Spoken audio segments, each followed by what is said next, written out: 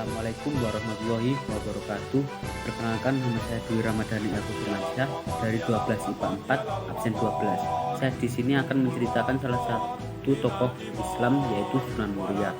Sunan Muria adalah salah satu anggota Wali Songo dan putra dari salah satu Wali Songo, yaitu Sunan Kalijaga dan Dewi Saroh. Nama asli Sunan Muria adalah Raden Umar Syahid. Beliau menyebarkan agama Islam dengan cara yang halus seperti yang dilakukan oleh ayahanda beliau, Sunan Kalijaga. Raden Umar Syahid mempunyai peran penting dalam proses penyebaran Islam di sekitar Gunung Muria. Tempat tinggal Sunan Muria berada di puncak Gunung Muria, yang salah satu puncaknya bernama Jolo. Gunung tersebut terletak di sebelah utara kota Kudus.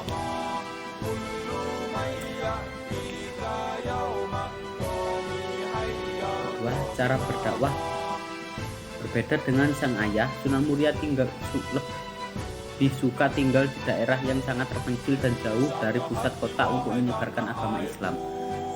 Tempat tinggal beliau terletak di salah satu puncak Gunung Muria yang bernama Jolo.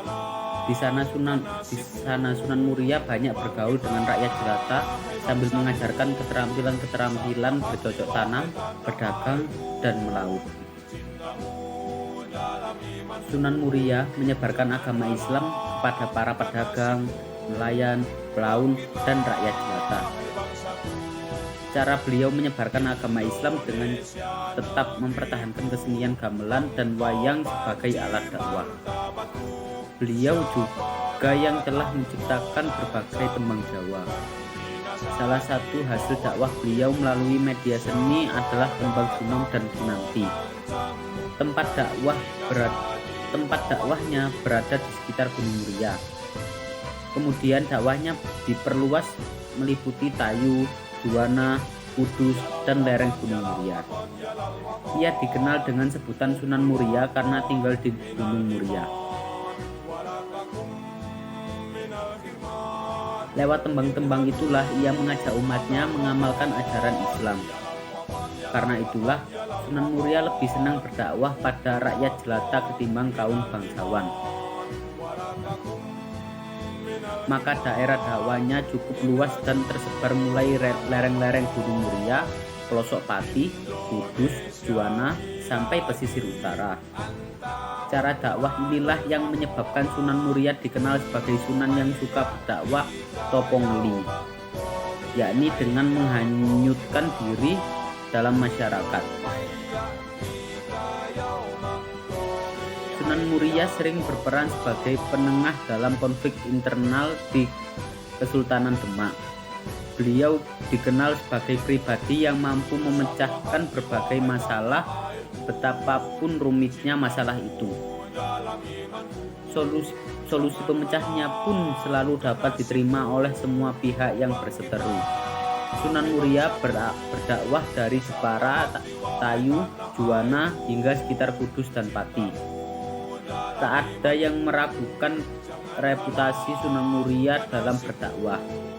Dengan gayanya yang moderat, mengikuti Sunan Kalijaga, menyelusup lewat berbagai tradisi kebudayaan Jawa, misalnya adat kenduri pada hari-hari tertentu setelah kematian anggota keluarga. Seperti Nelung Dino sampai Nyewu yang tak diharamkannya, hanya tradisi berbau klinik seperti membakar kemenyan atau menyuguhkan sesaji diganti dengan doa dan sholawat. Sunan Muria juga berdakwah lewat berbagai kesenian Jawa, misalnya menciptakan macapat, lagu Jawa, lagu Sinom, dan Kinanti dipercayai sebagai karya Sunan Muria yang sampai sekarang masih lestari. Sunan Muria adalah wali yang terkenal memiliki kesaktian.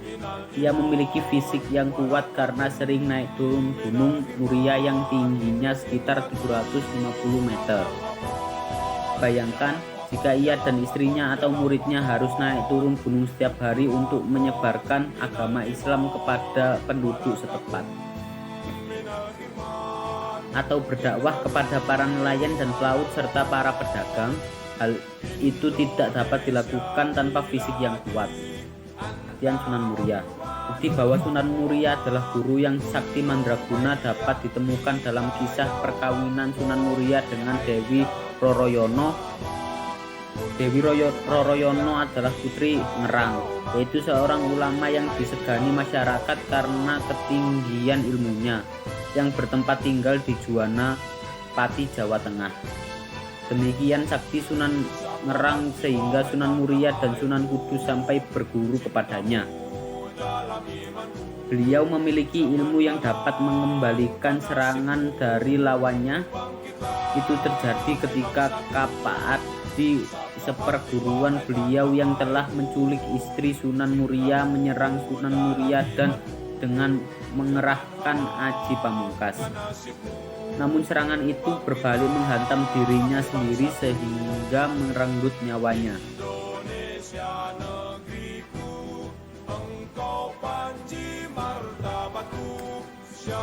Sekian dari saya. Bila ada kurang atau lebih kata mohon dimaafkan. Wassalamualaikum warahmatullahi wabarakatuh. Di bawah